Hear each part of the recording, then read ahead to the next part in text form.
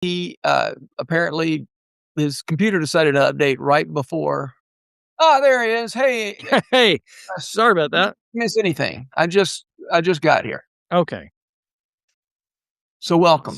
That was Welcome, stressful. Andy Osenga. So hey everybody. In case you don't know, Andy Osenga, this is Andy. He is one of my favorite songwriters, just one of my favorite people more broadly. He's actually going to be one of the musical guests at the Focus Retreat in a couple of weeks. This is Wednesday, so I guess 2 weeks. yeah, a little less than 2 weeks from now. Yeah. So yeah, and so the Focus Retreat is all about sort of trying to strike a balance between getting alone, getting some time away, uh, having long blocks of time to write, and yet staying sane because combining alone time with really community time, I guess you'd say. And so that's what that time is about. But I thought it'd be fun to talk about sort of extreme measures that we or other writers have taken in order to get work done. Maybe to contrast that with a more sane approach to getting work done. So, Andy, when I proposed this to you, you said, I'm actually in the middle of this right now, having to sort of take some measures to get work done. And I know you just in the last few months published a book that was a bit of a slog to finish. I'd love to hear what you have to say about kind of what you've had to do through the years to get work done. Well, I love this topic so much. I have a list. I've been making a list of all the places and things that the places I've been, the different things that I think that I've done to try to get away to get work done, and I just keep adding to the list. It has gotten very long. It's on my notes app. Um, So, and there's a couple different kinds of work that I do. So there's writing work, just pen to paper, Yeah. that's not music related. And then there's writing music, and then there's recording music, and there's doing it for myself personally. And then there's the kind of work that I do where I shepherd groups. Yeah. Um, and so I've been kind of just thinking about all these different kinds of the kinds of different work that I do. And so as I think about that, it just, oh yeah, we do this too. Oh, I got to do this too. Oh man, uh, yeah, it just keeps coming up with more ideas. Um, one of the first things that I've realized personally about myself is that for me to get work done often, uh, I become nocturnal. Hmm. Um, so there's like, there have been more radical things where I've booked time and left town, and Yeah. I've been intentional about getting away, but then there's just I have changed my rhythm of my life to where my family goes to bed about 10 o'clock, and I Uh, usually am most productive from 10 to 2. really. And I don't like that about myself. Uh-huh. And I've tried and tried and tried for years and to change it. I've gone down shame spirals, Yeah. and I can't help the fact that that is most often my most productive time creatively. I Yeah. did it again last night, and I tried not to, and all of a sudden I thought I'm gonna work for half an hour, and all of a sudden it was 2 a.m. And I was Yeah. like, "Yeah, but I got that song done, and it was great." Yeah. What Um, why do you think there's shame involved in that? I mean, why can't you just say, "This is just the way it is for me. This is the way I work." yeah, I think there's shame attached to it for 2 reasons. One is that thank you, David. There's shame attached to it because I think our world has this 9 to 5 sense that, like, that's when we work, right? We're supposed to work that way, and so it feels irresponsible to Mhm. work other ways. And I think sometimes it's because I feel irresponsible during the day, and because I didn't Mhm. do the things I was Uh, supposed to during the day, and so I end up I'm able to do the stuff because all the things that are pulling me away from work all day are done, and then at night, no one's bothering me, and I can focus. But it's because I'm caring about other people and that I get pulled away. yeah. And so it's like, well, what am I supposed to do? Ignore my family, ignore my kids, ignore the people that I care about, ignore the leak on my kitchen floor? Like, no, Uh, that's also part of life. So, um, I'm starting to accept it. The other part of the shame is that, I just or not shame, I guess it's just that I get very tired because in 5 years, I don't think I'll be as sad about it because I won't have to get kids up to school, but I still have to get kids up to school. yeah. That's interesting what you say about a lot of what pulls you away from creative work during the day is taking care of other people. I'm thinking about, Leaf by Nickel, Yeah, yeah. or Leaf, Oh. sorry, Nickel. Uh, he doesn't get his work done, but it tends to be because he's doing other things, that there's a whole life. Mhm. And the question is always, how do you could ignore life and do Mhm. something else. Um, and I think one of the challenging things is that a lot of that unhealthy behavior of, you know, closing down other parts of your life so that you can get work done, unfortunately, it works. Yeah. I mean, and then you reach a point where you can't do this anymore. It works until it doesn't work. Yeah. And I know, like most of the books I've written, I wrote in this sort of, frenzy of, there was plenty of self-loathing, there was plenty of, you know, kinda like I guess it really a lot of it came down to mood management I was so sick of myself not writing that I would get up and write, and then I'd feel a little better and I'd quit. Yeah. Well, Oh, I'm like, "Okay, I dude. feel better. I don't need to write anymore today because I don't feel so bad about myself." And you know what? I wrote some books and I'm proud of them. And then I reached a point where I said, "I cannot do this anymore. I can't Mhm. live this way anymore. I gotta find some other way to make this work, to get this work done." Yeah. Um, and I think that's one of the things that's so dangerous about the methods, the sort of, you know, imbalanced methods that people use to get work done is that, unfortunately, they get a lot of work done until they just turn into crazy people. Yeah. Well, we see the movies that romanticize, like, the people that ruin their lives to get the work done, Yeah, right? And yeah, kill all their relationships and are just miserable, terrible people, and we glorify those people, and I don't wanna be that person. Like, I yeah, wanna be a good husband and a good dad and have friends, and, like, I would like to be a decent human who makes wonderful things, yeah. and, but it is there is sort of an ebb and flow to it. So right now, I'll say this, I am currently and I'm constantly you know me, I've been for 20 years, I've been like, "Here's what I'm doing now." So here's what I'm doing now, is Monday, Tuesday, and Thursday, I'm trying to only work, and, I'm not doing any meetings, and I'm trying to work during the day, and, uh, and I'm not opening my email until after lunch. Uh-huh, So that I just do the work. I've got 2 big projects I'm working on. One's a book project, one's a music project. So I'm trying to just whichever project I'm working on that day, just get up, if I'm gonna hike and read the Bible, whatever those things are in the morning, and then do the work, and then don't do anything that could be administrative until after lunch, so I don't get down a rabbit hole. yeah, That's been really productive. And then, Wednesday is, like, work meetings or any social meetings like this. This is Wednesdays. This was great. And uh, then so Wednesdays and Fridays are like I'm trying to keep those to be like, that's when I'm gonna hang with people, talk to people, do meetings. So we'll see how that works. But it's how been long you been doing that?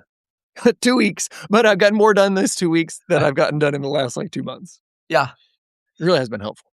um, and I know have been, you have had a membership at a shared work Yeah. thing. Actually, you got me interested in it, and then I saw you there the first day, and I've never seen you since. I've been there I was there every day last week. And, Okay. yeah, so it's like a gym. They get my money every month, and some days I go a lot, Yeah. and some Yeah. months, they just get my money and I don't see me Yeah. at all. Yeah. We're bankrolling all those people who actually do come every day Yeah. that they're Yeah. losing money on. Yeah, they got 1,000 members, and they see 50 of them a month. Yeah. Yeah. Okay, so uh that doesn't sound like an especially extreme, that sounds like a very healthy way of getting work done. Yeah, I do have extremes. Let's hear some of your extremes and then some of the extremes of writer friends that if you have stories of writer friends who've been. Yeah.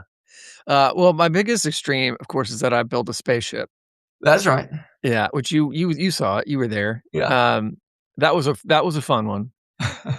Um, I wrote this record years ago, and the character, that it was sort of told from a perspective of a guy who lived in a long distance, sort of space freighter, and, all the songs were from his perspective, and then he made this album while he was stuck in space, and so I got some friends together, and we built this, sort of like a movie set of a spaceship in a friend's warehouse behind Baja Burrito, and, for about 4 or 5 months, I would just take my daughters to school, and then I would go to my spaceship, and I would work on my record every day, and it was awesome. There was no Wi-Fi in there, and, it was great. I just worked on my record every day and made an album that It's a was great weird. record too. It was so fun. I loved Ju it. It was so fun. just last week, I got a text from my daughter who said, "Listen to the best record in history today," and it was Winter the Lonely Astronaut. Oh my gosh, that's really sweet. That was fun. I've definitely, I just last year, I went down to Lady Lodge for a few days, and they Mhm. were really kind and let me just sleep in a cabin for 3 days, and, no one was there. It was, like, during an off time Yeah. in between some retreats. I was in the area for something else, and I was like, I'm just here for a few days. Can I just come and write?" And they were like, "Yeah, here's the code. There's some food in the fridge. You might see some landscapers. Knock yourself out." And I had the Yeah. place to myself for 3 days, and Wow. I was working on this, like, 30-day prayer book project, and I wrote the whole thing in 3 days. It Wow. was I hiked every day. I ate this great food in the fridge. They had a they had a bunch of Klondike bars, and I ate all of them, and it was great. I got so much done, and I slept, like, 9 hours a day. I was like, This gotta be what it's like to be an empty nester." Speaking as an empty nester, it's not what it's like to be an Oh, empty nester. okay. Yeah, sorry. Maybe on vacation. Maybe I've just never had a vacation. Yeah, right. Yeah. Yeah. I see Nate, Hawkinson mentioned Leonard the Lonely Astronaut. Nate, that room where we did that writing seminar that you were in, that you attended, that's the same room Osenga's talking about. That's where he built his spaceship. Um, well, I'm glad that worked for you. Some of the people here know this story, and you probably know this story too, Andy. I went away to a cabin once to write. Do you know this story? I remember you telling me this story, but it's been a little Yeah, while. but it Refresh wasn't. me. Yeah, it wasn't 3 days, it was at least 10, I think it was more than that. Basically, Ooh. Lou Alice said, I was behind schedule, I'm sorry, not behind schedule, I'd missed the deadline for 1 book, and then the 2nd book after that. So, I mean, I was, Oh, like, it's literally was and had just a this 3rd book crushing coming down the. weight. Yeah, and so she said, "Love you, now you need to go away and come back with, one of those books finished." And so I went off a cabin by myself, and I had, like, this huge bag of grapefruits, and I had some loaves of homemade bread and some eggs, and then I had some leftover pizza that lasted me about, a day and a half, and, I sat in that cabin and went, uh, half insane, just from being by myself, get Yeah. my sleep all off, uh, finished the book. It's the book I've written, and, but, started having auditory hallucinations, and it Oh was my just a gosh. nightmare, and, came back home, still couldn't sleep. I don't know, and I was like, and that was kind of that point I said, I can't keep living this way, Yeah. and Yeah, started trying to be a little more sane, that's crazy. and Wow. but but I I mean, I know different people are different, but I need people. I Yeah. can't just be alone. Yeah. Maybe for 3 days. I think I could do 3 days. That sounds fun. Yeah. There were a few people around, which was nice. I would run into some folks, which was helpful. Yeah. Yeah. Um, I'll say that actually some of the most fruitful times for me, like I have this little sort of built-in retreat in my life, which is maybe 2 or 3 times a year I go on tour, and I don't go on tour like I used to, Uh-huh. I don't tour. I used to tour 8 months a year, now I tour 1 or 2 months a year. Uh, but and that used to be going to work, and now it doesn't feel like work anymore. It's Uh-huh. like, we have a crew, they set up the gear, I show up to sound check at 4:30, and I plug in 2 or 3 things and set up a couple guitars, and then I play music with my friends at night. Yeah. That's really fun. Yeah. Um, that doesn't feel like work. And and then all day I have the day to kill, and we're in a bus, so I wake up in another city where I can't do any of I can't take my daughters to school, I can't make dinner, I'm not responsible for anything except for Yeah. myself. And so I can go find a coffee shop or a library, I can go for a walk, and I can work. And I've finished my book on the tour, like our tour last year, Uh-huh. and um 24. 24, And then and it the came year out before before it, that. I made an album. Ben Shive always has his computer out. He made a Rich Mullins record on the tour last Yeah. year, the year before. I mean, like he and I are always just like working on a project. We work all day, and then we see each other at dinner. Like, how'd it go? What'd you work Yeah. on today? Yeah. It's this great time where we can just sort of lock in on work in a kind of fun, free way, Yeah.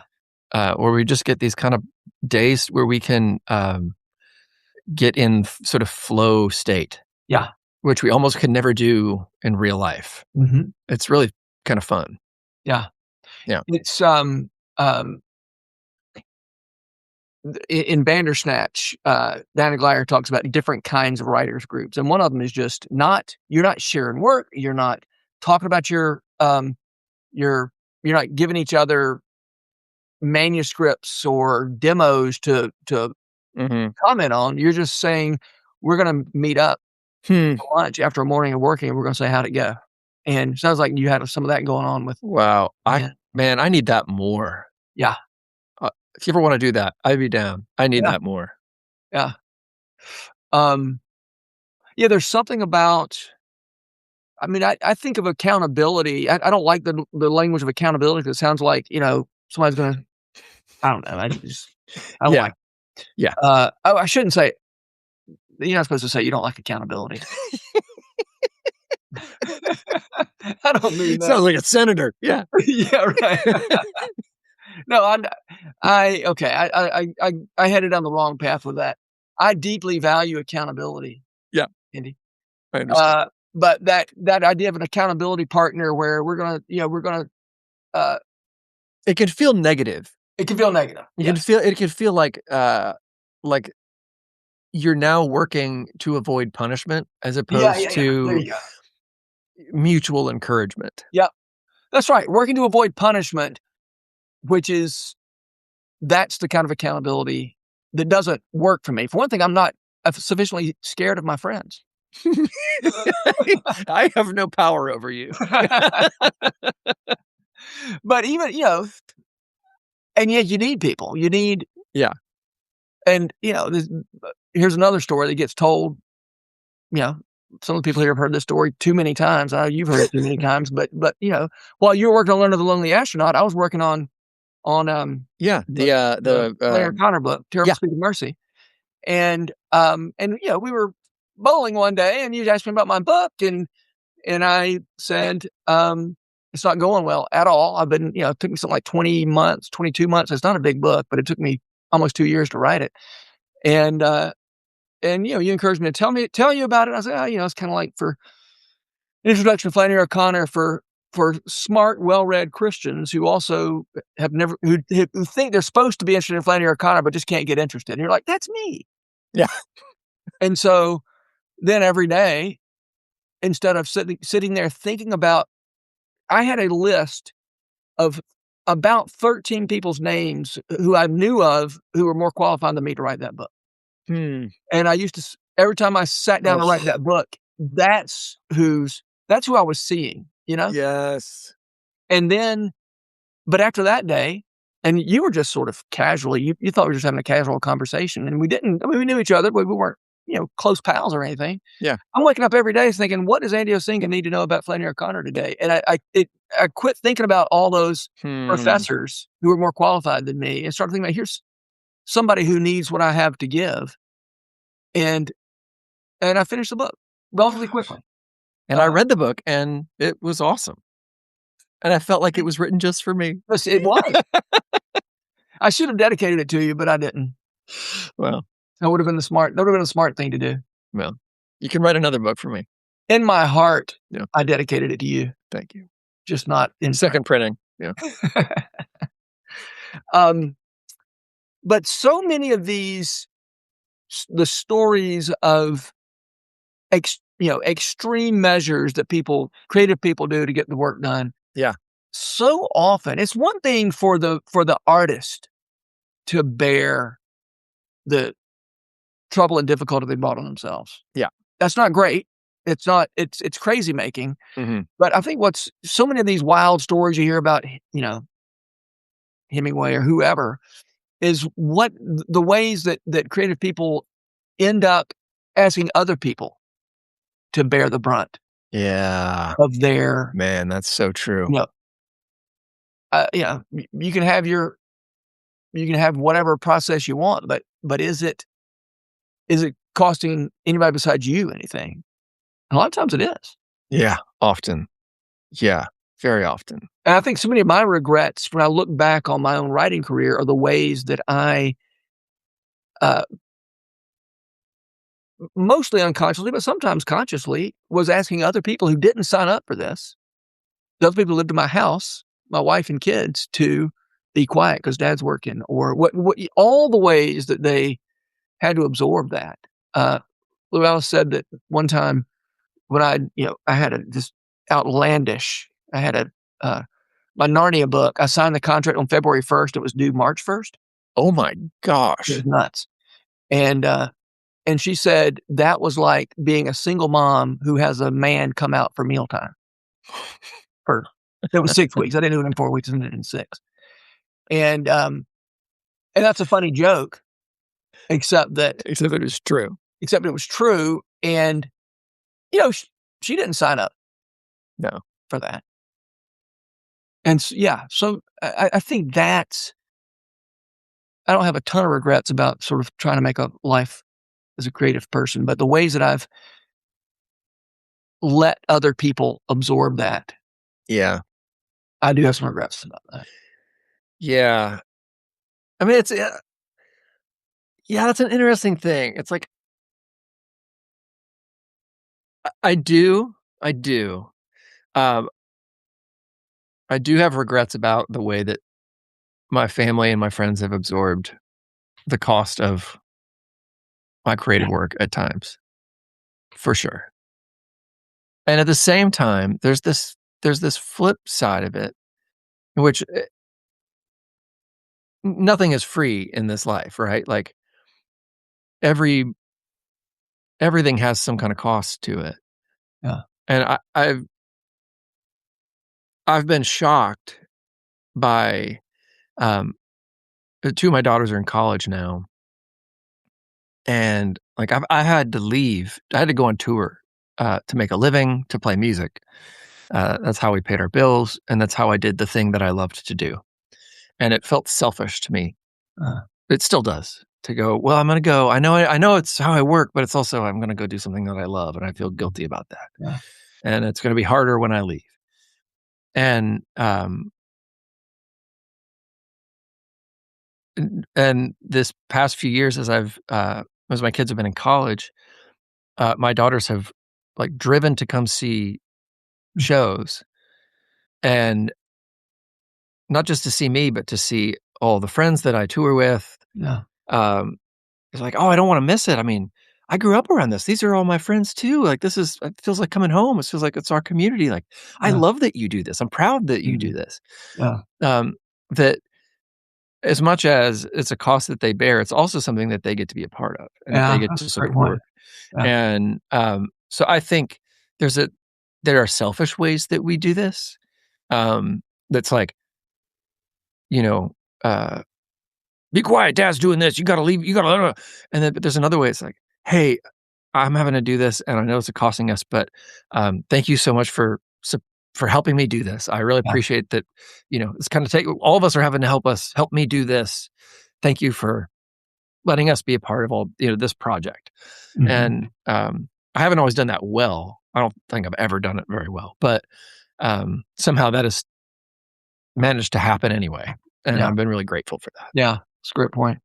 I know when, my son Henry is in a band called Willie Pearl, and that's how he's planning on making a living. I'm like, "Man, you saw how hard it was to make a living this way, and so what are you?" I don't have any room to talk, obviously, right? I can't forbid Yeah, him from yeah, trying to get yeah, yeah, but it's been encouraging for him to say, "No, actually, that's I saw how we lived, and I thought that was a decent way to live. That seemed okay." yeah, And I know sometimes we didn't know how we were going to pay the mortgage, but it seemed okay. yeah, but Well, I had no idea that you thought yeah. No, everybody goes through not knowing how they're gonna pay the mortgage, and might as well do it in a way that you love, I right? don't Like, do think everybody goes through as much as mess up. some of us do. I think that's true. I think that's very true. Yeah. Um, I know, one time Blue Alice came home and she said, "So and so, got laid off, and he's only got 30 days severance, and they don't know how they're gonna pay their mortgage after that." I thought, "No," I said, 90 days severance." I don't know if that's what I said. And I'm like, "90 days of getting paid and knowing where you're gonna how you're gonna pay your mortgage?" Like, he didn't even have to work for 90 to 3 days, 3 months free pay? I was like, "How do I get laid off?" Yeah, it's worth taking a job just to get fired. Yeah.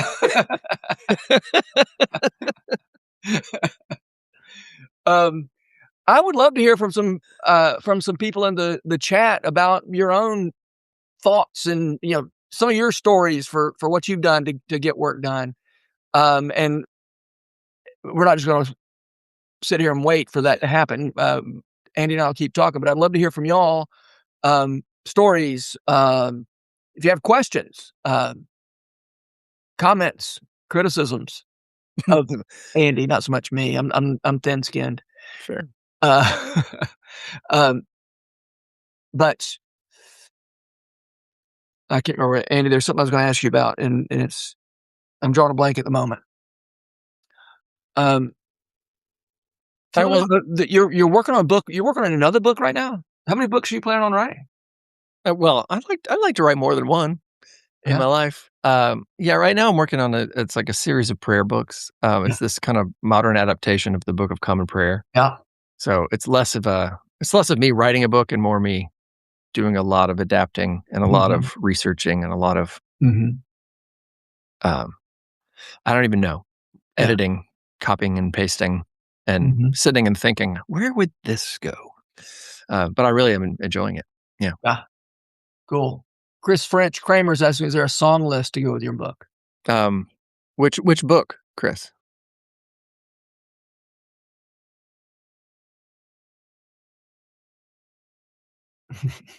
Maybe, I'm reading these notes. I feel like yeah, inspiration sometimes strikes like lightning. I want to catch them all again. The challenge.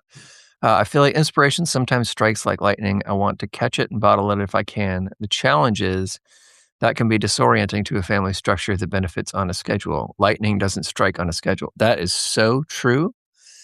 Nathaniel, I find a really helpful thing is to have a place where you can have a place where you can bottle your lightning. Have your notes app and your voice memos and your wherever the place is that your notebook, whatever wherever you put those things, and then have a place in your schedule. If you are a very scheduled person, and there are times in my life where I'm pretty scheduled, um, I learned that if I didn't have some safety valve in my week where I could unbottle that the bottle that had the lightning in it, I would lose my mind and I would become a person I didn't like being. Um, but if I knew that there was a Tuesday night where I got to go and mess around with the ideas, I don't have to do it immediately. But if I know that in 3 days I get to uncork that and I can go wild for a couple hours and explore that story idea, that song idea, that business idea, whatever it is, that's really helpful. And then my mind can be ruminating on it for 3 days. I can still be outlining it and messing with it even while I'm driving, while I'm in another meeting, not paying attention, while I'm whatever. And that's been actually is really helpful. The outlining on the way is really helpful. Yeah. Um, And Chris, it is I have no song list for how to remember. There's a bunch of hymns in the book. But, each chapter has a lot of the chapters are based on old hymns. Um, so if you kind of look through it, you can find a bunch of old hymns. But maybe I should put together a song list. I don't have one. yeah. That's a good idea. Anna Dufek is talking about setting a weekly time where she can sit down with all her notes, and I mean, kind of what you just said. And you're collecting as that inspiration comes throughout the week. You're collecting it, and Anna, that's great that you've got a time set aside each week. And if you can if you can do it more than once a week, great. But also, people's lives are. I mean, we're grown ups here, and we got a lot going on. We're like Niggle. We got Yeah. all these a lot of things to do. So it's really great that you've set aside a time each week. Something I've heard Andy say before that I've often repeat is if you don't have a set time, you just end up writing when you're in a particular mood. Some people write only when they're sad. Some people write only when they're happy. But if you have a regular time, sometimes you're sad, sometimes you're happy, sometimes you're aggravated, sometimes you're consoled, and so you're writing, and all those selves are writing whenever you are committing to a particular time. Um, and I think I would only write when I was sad and or sick of myself Mm, if I didn't have a more regular time. yeah. And I'm not Yeah. great at doing the regular time. Um, one of the things about the fact that I do it for a living means all time is time to write, and that I mean, that's a really good problem to have. I admit that, but it is a problem. Yeah. It's Yeah. much better than having the problem of only having 15 minutes a week that I can do it, but it's Here's just a little throwaway tip that I've found crazy helpful the past year or two. Um, I have to drive a lot right now because I'm the only adult in my house that can drive and um, picking kids up and different things. Uh, I could listen to podcasts, I could listen to music, but sometimes I'm in the car for 2 or 3 hours a day, and that's a lot of time where I can just be receiving content, which is the worst word in the English language, I hate that word. right? Um, or I can actually use that time to be fruitful, to be thinking, to be praying, to be making things. Uh-huh. Um, I pay $6 a month for this AI app that will let me talk into my notes app, and it edits my talking. Um, and it'll when you do like voice text and it does a terrible job of it Yeah. and it's almost illegible. And so it's not really useful. Um, this thing, it's called Whisper, WISPR. It's probably 90% as good as writing it down, where Mhm. it will do punctuation. It'll start making lists as you talk, if you talk in a list. Mhm. And I can most of my Substack posts, I write while I'm driving. Really? And I'm on the way to go pick my daughter up from school. I'm on the way to go to a meeting, and I'll dictate almost the whole thing, kind of like Chesterton would with his books. And then I just get home and I just edit it. Uh-huh. And that's been so fruitful. I don't think I would do a lot of my work without that right now. A lot of my emails, hard emails to write, the ones that take a little time and thought, it's like, oh man, I'm stuck in traffic. Yeah. Interesting. Yeah. David Letman swears off social media, cell phones, email occasionally for weeks at a time. That's great. Yeah, Instagram is the worst thing on earth. Okay. Um, and one thing I sometimes say about the distractibility of things like Instagram is the problem. We act like these social media and apps make us distractible. I think the problem is that it absorbs our distractibility. So Mm. your distractibility that's kind of what you bring to the world as a writer. Like Yeah. you notice things all over the place, and then you put things together that nobody's ever put together before, and that's the work. And Yeah. being distractible is not it's a Love gift. It's like every other gift in the world, it's problematic, Hmm. but it's not a problem, it's a gift. The problem with Instagram is that all that distractibility that can be really productive just gets absorbed. And for that matter, when I walk around in the world presents itself to me as itself, and I can receive it or not receive it. Um, Social media is feeding you what it knows you already like. And so Instagram knows I really like dog videos. I can't get enough of them. And I need and so I get very distracted by the dog video, which is probably better if I got distracted by something outside. And so I do try every now and then to say, instead of, "I gotta be less distractible," I try to say, "No, I just have to not be distracted by things on screens." I try to let myself be distracted, stop beating myself up and say, "Be distracted, just be distracted by the world and not by screens." And I found that when I can stay on that program, Yeah. I don't always stay on that program, but when I can, it's really helpful. I love that. I love the way you're thinking about that. I couldn't agree more.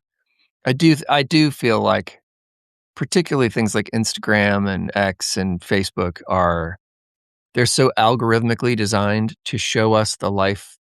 uh, to show us the lives that we click on the lives that we wish we had, Mhm. and they bring us into spirals uh, of this sort of shadow self that no one ever gets off those apps and feels better about themselves. No one is ever encouraged after they close that app. And we know how hard it is to close those apps. Yeah. And I just think the best possible thing you can do as a human being, let alone a creative person, is to just take them off your every device you have. Yeah. I think things like Substack and YouTube are a little different because you can learn, you can be taught, you can find art, you can find different things there, but those scrolling sites are just Yeah. they're trash. Yeah. Um, I do agree. Sorry, I'm listening to you, Andy. I'm just Yeah, also yeah, yeah. No, I'm finding these. um, and okay, Jack Alexander says, "I like writing, but I'm bad at it." By the way, Jack, Bro, whether that's sure. true or not, maybe that's true, maybe it's not that you're bad at it. Um, I would just want to say, if you're making bad art, keep making bad art. That's how you make good art. You go through you write, you do the bad stuff, and then you Yeah, get better. Um, and you may not. I mean, again, I because I don't know your writing, you may not be as bad as you think, or you may be terrible, and that's okay too. yeah. Um, I made some bad art yesterday. Good for you. Yeah, I mean, such an important principle. Is that it's not like I used to do bad art, now I make good. It's like I I still make the bad stuff. I just am hopefully better at making it good. yeah, exactly. It just you don't leave it there. That's Yeah, the right. difference. It's so interesting. On Monday, I got invited, or I did this podcast, um, or this person is doing a podcast where he's interviewing people about records from the '90s that he loved. He's going back and so he's doing this long form interview. It's like a 4-hour interview. He's doing it in pieces where he's interviewing me about my band's first album that I made when I was in high school and my freshman year of college. and he's going song by song, and I haven't listened to it in over 20 years. Yeah. So I listened to it Monday morning, and I mean, it was the most embarrassing thing, and no one heard it but me, and I'm by myself, and I'm just like, "Oh, this hurts." Yeah. And but to be able to have, a lot of perspective on it and to get some time to think about it and to process it with another person was so interesting. Yeah. And a lot of what I realized was, I mean, obviously, it's a lot of the stuff we're talking about. Like, I was only writing by myself, Mhm. so I was and only writing when I felt like it, and I was only feeling lonely. So Yeah. every song is about how lonely this poor kid is, right? He has no wisdom, he has no Right. experience, so it's all about himself. And he had they're all first drafts. Ah, Like, yeah. the whole project is first drafts because he didn't know that you can make a thing better. It's Yeah. like, he would be like, "What does that line mean?" I was like, "I don't know, and I don't know if I ever knew, because I didn't know you could fix it. Yeah. I didn't know you should, Wow. but I should have fixed it." Yeah. So, I don't know. I have no answer for you. Yeah. How do you learn to be, uh, a little more generous to that to 20-year-old or 19 or however old that Andy was? How do you learn to be more generous to him? Yeah, it was fun. I think, 10 or 15 years ago, I would've just, merciless to that kid. Yeah. Um, Now it's like, it's been my job to care for those kids for a long Yeah. time, like, Yeah. for a living, Mhm. and so now I look at it almost like, "Oh, man, I just wanna take that kid, let's go for a hike. Yeah. We're gonna we need to talk. I just wanna sit with you, and maybe we shouldn't make this record, but we should go talk." Yeah. And, yeah, yeah, "You're gonna be alright. You're gonna be alright, man. Just calm down. It's gonna be okay." Yeah. Um, yeah, so Jack's asking, "Do you ever cringe?" Jack, I, uh, when I did uh when I read the audiobook for, The Bark of the Bog Owl, the Wilder King books, they were 20 years old, and I was a grown man when I wrote those. I'm not talking about I wasn't like Andy just being completely wet behind the ears, but I learned a lot about writing since then, and it was kinda Mm. hard. There were moments where I was like, "Do I really have to read this sentence? Can I change this sentence right here on the fly?" And, uh, but it's just the way it goes. Um, you're always getting a little smarter, a little better at it. Man, I changed my audiobook a little bit when I read it. I just started changing You things. did? Yeah, I was like, "Oh, that's a bad Yeah. sentence. I was just gonna fix it."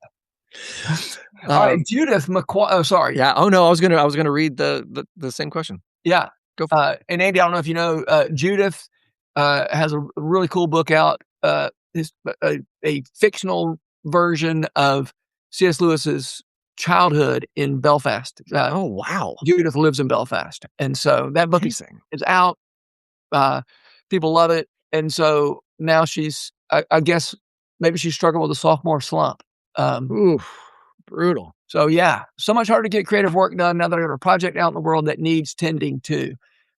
Couple of things I'll say about that. From my experience, um, tending to the work that's already out in the world, that for me, that is a way to procrastinate because you can always justify it. And you've also got people in your life saying, you better tend to that, you better make sure people don't forget about this other thing. So it feels like you're doing work, and it is. I'm not saying you're not doing. I'm using I statements here. It's a kind of work that is uh to me, it doesn't feel like I'm as likely to fail at going on a podcast or writing a little blog post about a work that's already out there. Whereas facing that blank page is really hard. And I am so susceptible to anything that looks like work that's easier than the actual creative work. And so I'm using I statements, Judith. You take what you want to from that. Hmm. Yeah, it's so interesting. Um, I feels sometimes like, they're just different parts of the relationship. Uh, l like, making a thing is like it's like the making out of a relationship, and then, like, the marketing of a project and the administration of a project, that's the taking out the trash and the figuring out who's gonna take the kids to school and who's gonna go to the PTA meeting and you know, doing the laundry. It's like, you at some point, you have to do all those things to be in a healthy relationship, you know? Yeah. And, it's like they all have their place, and you don't really get one without the other. And, yeah. Yeah. Um, yeah, do you have anything to say about Misty's question about creative slumps during really busy seasons? How do you overcome those? Or you just take that time to rest What do creatively? you what do I know we've both been in major slumps. What do you think about that, Jonathan? I was trying to pawn the question off on you. Oh. Um, I just really, I mean, I really, again, I'm going to come back to what I just said. As long as I got something that makes me feel like I'm staying busy and doing things that I should be doing, I find it really easy to not do the creative work. Yeah. Um, and I don't have really great answers for how to do better. I mean, frankly, it has a lot to do with that. When I've got deadlines, I got people expecting things. I've got to give money back if I don't do the work or something like me. Like, if there's an advance I have to give back, I get the work done. But I'm not a good. I don't have really good advice for that. Yeah, I could say a couple things. I mean, deadlines are definitely a creative person's best friend. Um, I think, Misty, your question of, do you take that time to rest creatively, is a really insightful question. Mhm. Um, nothing grows continually, but things like debt and cancer, and compound interest. For the most part, when we look around at the natural world, things grow and they die and they go underground and then they pop back up and they grow again. And I think creatively we tend to operate that way. Yeah. Um, I think I do think what we can do is rotate our crops, is know that if this part of what we're doing is dormant for a while, where do we while that's resting, where do we need to shift our energy?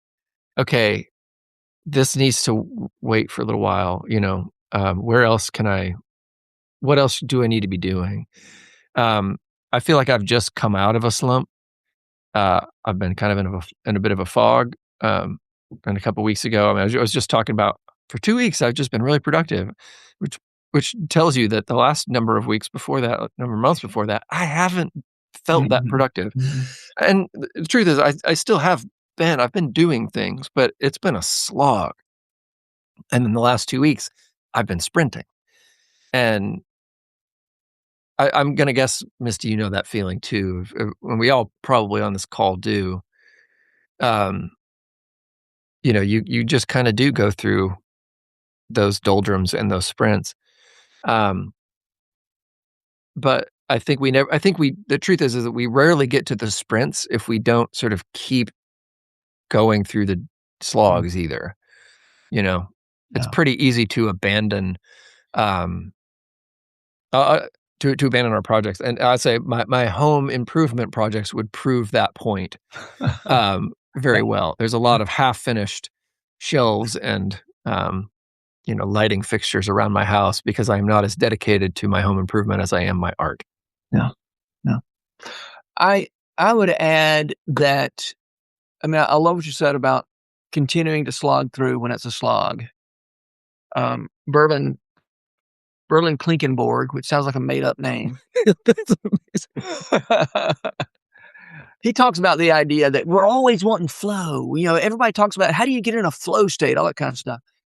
And he said, in the end, for a writer, it's not the writer's flow state that matters. It's the reader's flow state. Oh gosh, wow. And so your job is to do whatever it takes, slog whatever you have to slog through to make sure you're creating something that flows for the reader. And I found that very helpful, just that reminder that you're not doing something wrong because you're not in a flow state. Yeah. Um, Jeez. and so, um, uh, and I would also, the other thing I thought about when you said you got to keep slogging is that so often when you find writing hard, you think, oh, I guess I'm not very good at this because this is really hard. Writing is really hard. Yeah. It's hard for good writers. It's hard for bad writers. It's just hard. And if it's not hard, there's probably something you're not doing right. Yeah. Yeah. It's like after the 5th edit, it should feel effortless. It's like we watch the Olympics and it looks like those, Yeah. figure skaters are not doing anything. It's Yeah. like, yeah, but then we get out there on the ice and Yeah. it doesn't look the same way. Yeah. Yeah. You mentioned uh, Ben Shive earlier. So, somebody said, I think it was Andrew Peterson said, somebody said, boy, I wish I could be like Ben Shive and just sit down and just play like that. And he goes, yeah, Ben Shive wishes he could just sit down and play like that too. He's working all the time. It's something he had to really, really work at and slog at. Yeah. Um, Oh gosh. so, yeah, I so I second this idea that you got to just keep slogging and don't take that slog as evidence that you must not be doing it right. Well, it's Um, funny. I see Joshua Luke Smith's on here. And I feel that way about Joshua because I'm like, oh, I wish I could write like Joshua. yeah. And he blows my mind. But Yep. Agreed. don't we all feel like that? Yeah. Um, People inspire us. yeah. He inspires me. But hopefully reading, somebody who you admire doesn't send you down the spiral of, well, I guess I can't do this because I can't do what he does, and No, he can't do what you do. he works his butt off. Yeah. I guess. I don't really know Joshua, but, No butt. He's worked it off. it's just gone. Okay. It's got weird. Sorry. I like Anna Dufek's question. How have you found ways to fill the well, as Julia Cameron would say? What does soul tending look like for you? Uh, you're up, Andy. Uh, Filling the well. well, you know this. I walk most mornings out at Radnor Lake. That's super soul filling for me. Yeah. Um, try to get outside every day. It's been closed for the last 2 months. Just opened up yesterday, 2 days Yeah. ago. So I haven't been able to get out there yet. I will tomorrow, I think.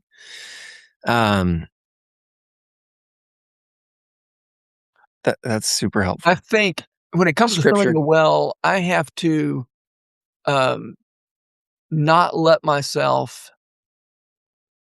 mistake entertainment for filling the well. Again, Oh, keep talking. there's so many ways you can justify no, using I statements that I justify. I'm gonna listen to one more podcast because I'm gonna learn something. And you know what? I learn stuff from podcasts.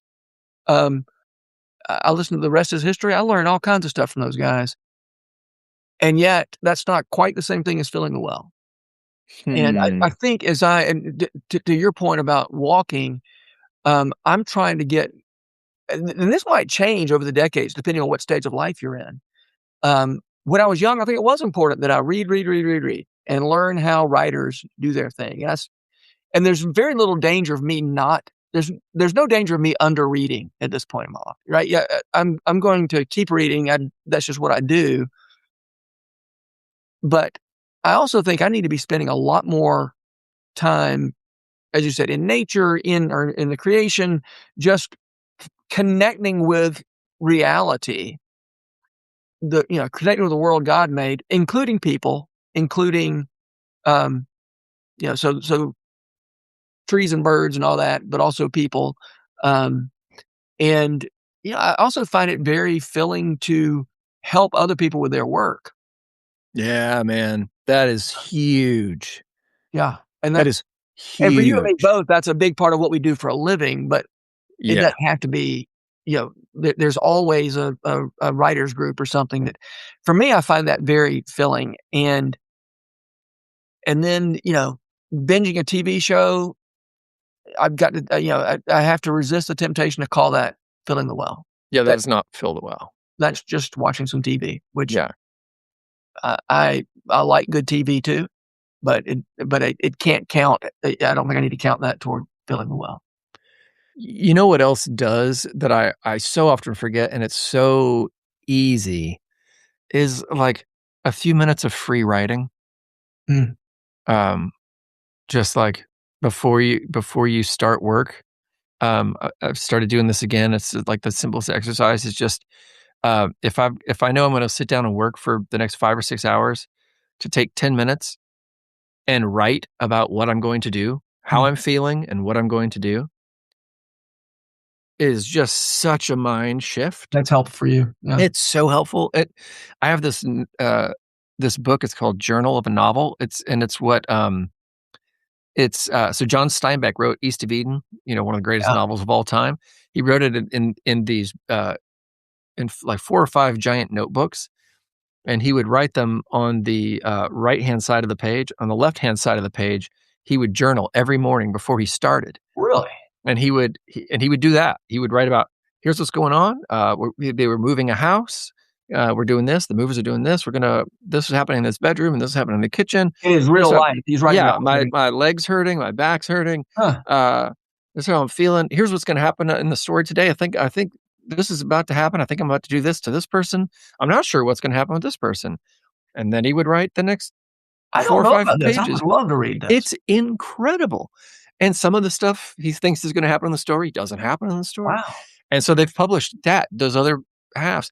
And, so I try to do that as an exercise when I'm, like, in my flow, if I'm really, like, in a heavy work season, and it is so helpful, just, like, 10 Yeah. minutes. Yeah. Interesting. Yeah, because you I love can't what help but just be like, "I gotta get work done. Oh my mm. gosh, I can't wait to go." Yeah, yeah, yeah. Love it. Okay, we gotta wrap up, but I do Let's do wanna it. address something that Denise Olivieri Yeagle said. She said, Let's do it. "Isn't part of it how one reacts to the slump? If I panic, it lasts longer. If I can press myself into it and generally be a prayer, then it shortens itself." Whew. I love that insight, and that sounds true to me. Hey, Andy Osenga, thank you so much for being here. Thanks I for having me. This is so fun. really been fun, and, looking forward to having you at the Habit, the Focus Retreat in less than 2 weeks. So, hey, friends, I'm gonna in the chat, I'm gonna put in case you would like to attend the Habit, the Focus Retreat, thehabit.co/retreats. Um, Go there to find out more about this writers retreat where we're going to be trying to be productive while also staying sane.